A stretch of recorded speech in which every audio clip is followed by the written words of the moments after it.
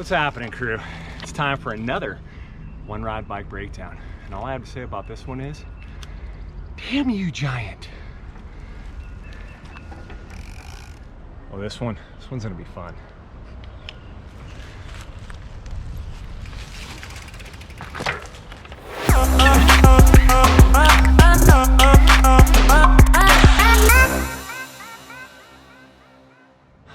All right, crew, a few months back, we went and ripped a little bit of Spider Mtn on the Giant Trance E, and now it's pretty cool because Giant, they reached out and they said, hey, we heard you wanted to ride a Ravine E, so here you go.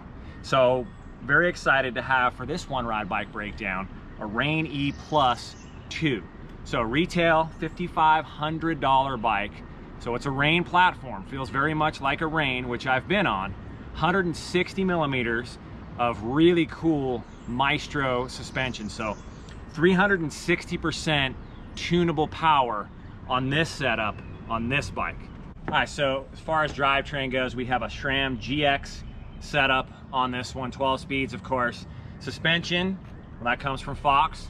You got the Rhythm float up front, and then you got a DPX2 in the rear, both optimized for e-bike technology since it is a little bit heavier bike. 27.5 wheel platform, really cool setup, 2.6 tires front and rear, and I think it's ready to get rowdy. So I'll let you in on a little secret. I've already ridden it a little bit, and the smile on my face should tell you what I think. But we need to be thorough here. We need to do our due diligence. So I'm gonna go ride it some more. Are you ready? It's electric.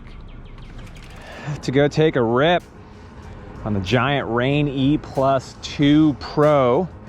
So you can see the Giant control unit over here. So pretty easy to work with. I have the 5 dots telling me where my buttons are or where my battery is, power, up, down, so I can quickly dial in how much assist. It's 360% up to 20 miles an hour, and it'll apply 80 Newton meters. So this is something that I learned when I was on the Trance. So I'm still very new to the whole e-bike game, but a little bit higher cadence is what I'm learning these things like. So we're gonna go take this thing for a little rip down Ravine Trail.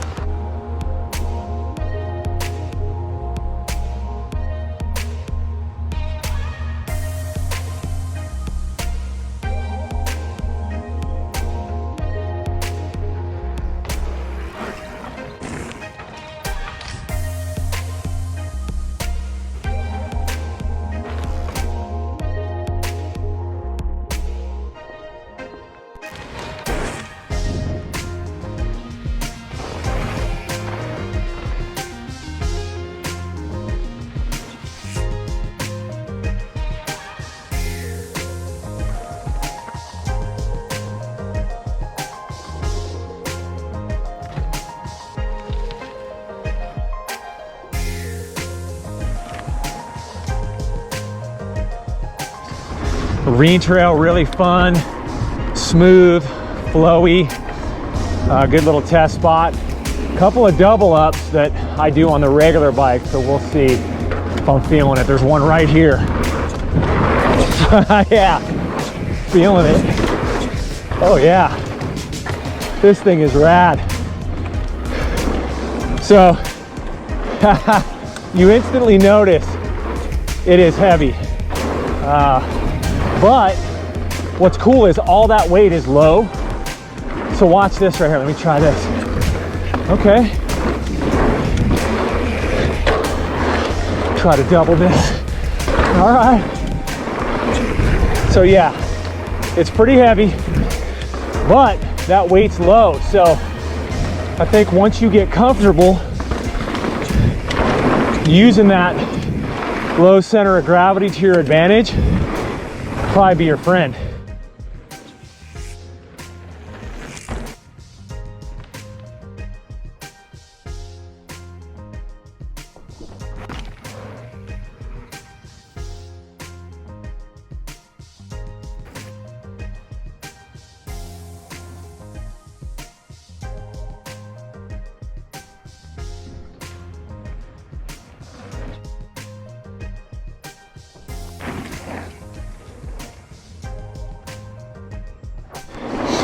So really fun. Man, good balance. Like, it feels like a rein, but it's a little heavier. And then you just got that extra boost. But you'll notice, kind of out of breath because, man, you just get lulled into wanting to pedal harder to go faster, I guess. So, man, Ravine Trail, pretty rad. Let's go hit some other stuff.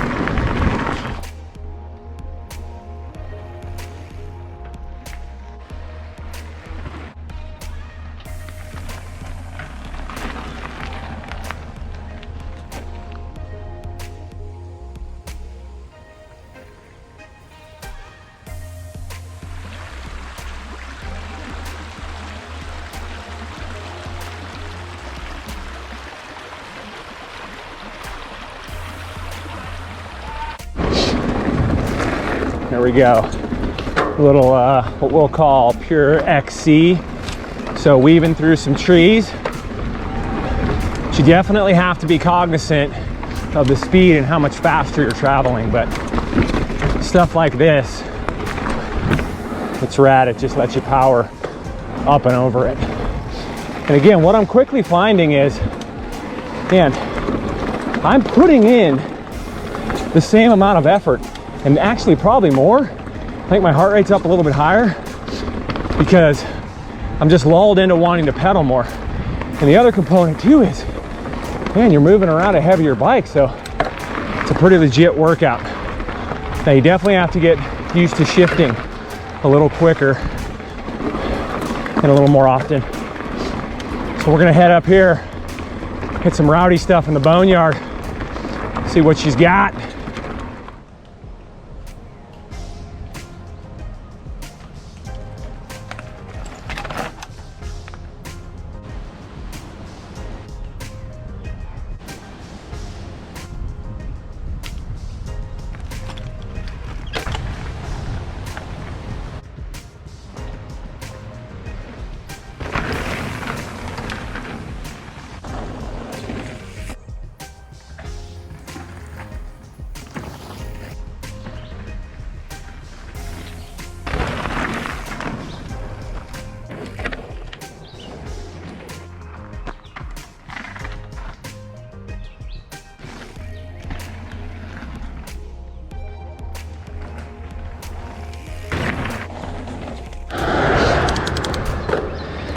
All right, here we go. Get a little juice going into apple dumpling. So first, oh yeah, that feels good. What's crazy is you have so much weight underneath you that it really feels balanced. Now, yeah, poppy stuff like that and this right here, yeah, you gotta be careful. And then, and you can manual a little bit, but look at this. Can you get this? Yep, a little double right there. So, not quite as maneuverable as the stump jumper I rode right through there, but man, it's still, it feels legit. Very fun, very maneuverable. Again, just heavier. You got to get used to it. All right, so here we go. Time for a little test. This is something I've been curious about. So we're at Apple Turnover. You can see it's a black diamond. So it runs the ridge line up there and we'll roll right into it. So this is one of the most technical, chunky single track sections that we have around here. So I'm very curious as to what it's like on this bike, because for me, in situations like this, I normally ratchet the pedals a lot. And so when I do that, you lose that assist for a moment. So what I'm kind of trying to do is slow roll, keep the pedals moving, and make use of that torque, which is pretty damn cool.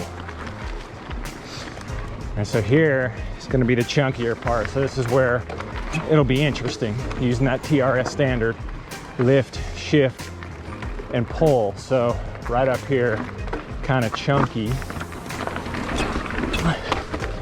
So not bad, actually.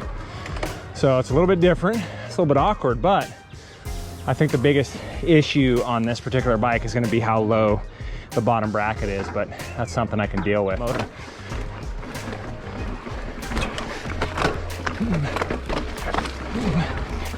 Not bad.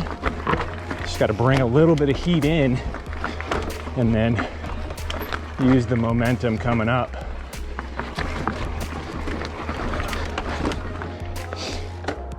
Okay, so I'm stopped at a spot on purpose here because I want to try something out that I read about that's pretty cool. So this button right down here on the control unit, that's the walking mode. So I'm going to drop it down into level 1. I'm also high up in the cassette, so if I hold this for 3 seconds, oh, check that out. So this is walking mode, which is really cool because that gives me about 2 miles an hour of assist to get the bike up some steep inclines. So that's pretty rad. So you hold this again, push this bottom button down, and it'll give the thing a little juice. I think I read up to 2 miles an hour. So that's pretty rad. All right, maybe hard to see, but if you can look down on the control unit, you can see that the power button is in the middle. So this is what's called auto mode. So I just happened across this reading about the bike. So essentially it's going to kind of split the difference between full on power and the basic level. So kind of a set it and forget it sort of thing, and played around with it a little bit, and it's really fun. I don't mind getting my thumb back and forth right here, playing with the battery power and trying to figure out how long I can make the battery last. And that's something that I'll talk about on a longer term review, just because I don't have enough time in it right now to really get a feel for how long the battery lasts. But I can say I've been ripping for a while and I still have 3 bars left. So I gotta say, I'm digging the auto mode.